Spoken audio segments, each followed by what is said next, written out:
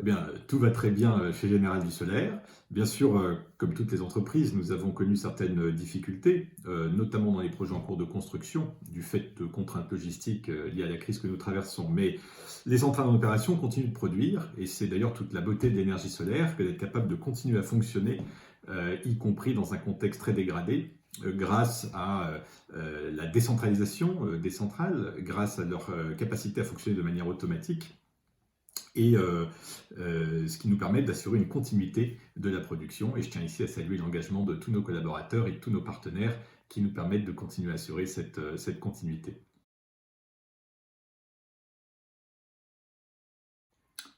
Ce qui m'anime, c'est la conviction que l'énergie solaire est une solution incontournable pour répondre aux défis colossaux qui se présentent à nous, notamment le changement climatique ou l'accès à l'énergie pour tous.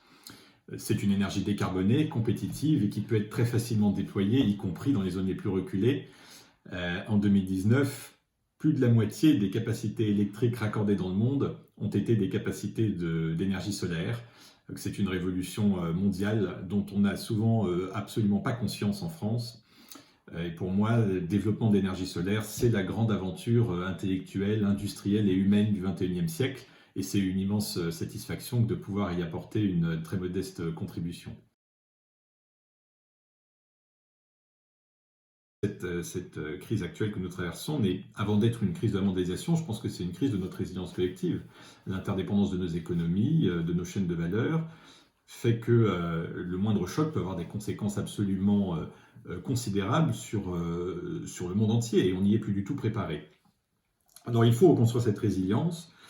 Ça passe par la relocalisation de certaines activités, c'est une piste qui a déjà été évoquée, mais il y en a plein d'autres auxquelles les entreprises peuvent se préparer, comme par exemple la gestion des stocks, avoir davantage de stocks, être moins dépendant de flux tendus, ou l'évolution de nos modes de travail, avec des outils à repenser. C'est d'ailleurs sans doute le deuxième enjeu qu'on peut citer, parce que finalement, cette crise nous a quand même conduit à entreprendre en quelques jours des évolutions en termes de dématérialisation, en termes de télétravail, qui auraient sans doute pris des années dans un contexte normal.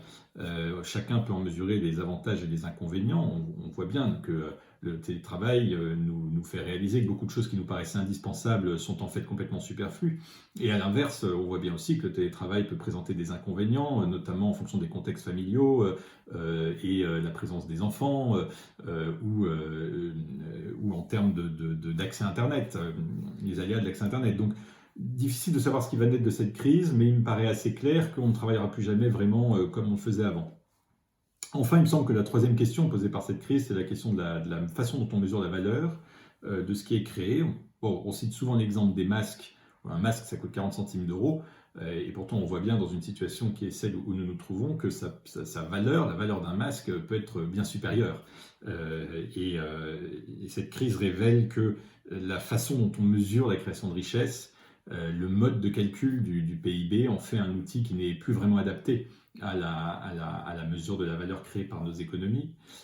Donc il va falloir le faire évoluer, mais c'est une évolution qui ne se décrétera pas du jour au lendemain et qui est absolument considérable. Néanmoins, je pense que chaque entreprise à son niveau peut se poser la question de savoir comment elle mesure la valeur de ce qu'elle crée, la valeur de ce qu'elle consomme dans ce processus de création.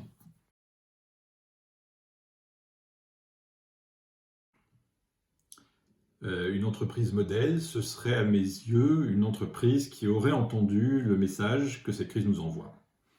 Parce que face à cette crise, on a quand même été en mesure de prendre des décisions d'une radicalité qui nous aurait paru inenvisageable il y a encore quelques semaines, mais on a été en mesure de prendre ces décisions parce qu'on était au pied du mur. Et c'est un luxe qu'on n'aura pas forcément pour les prochaines crises, notamment la crise climatique. Donc cette crise nous appelle à une création de richesse au service de la protection de la vie et de ce qu'on appelle les communs, comme le climat ou la biodiversité. Une entreprise modèle dans ce contexte, c'est une entreprise qui produirait de la richesse au sens de cette économie de la vie, l'alimentation, l'eau, la santé, les déchets et les énergies renouvelables.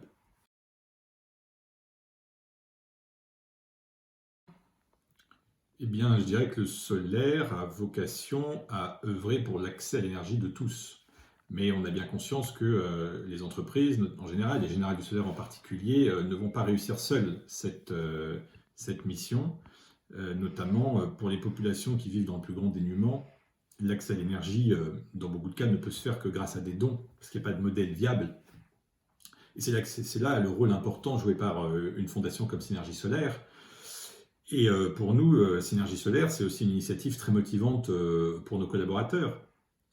En 2019, nous avons ainsi financé 2 projets, la solarisation d'un centre éducatif au Bénin et la solarisation d'un centre de santé au Sénégal.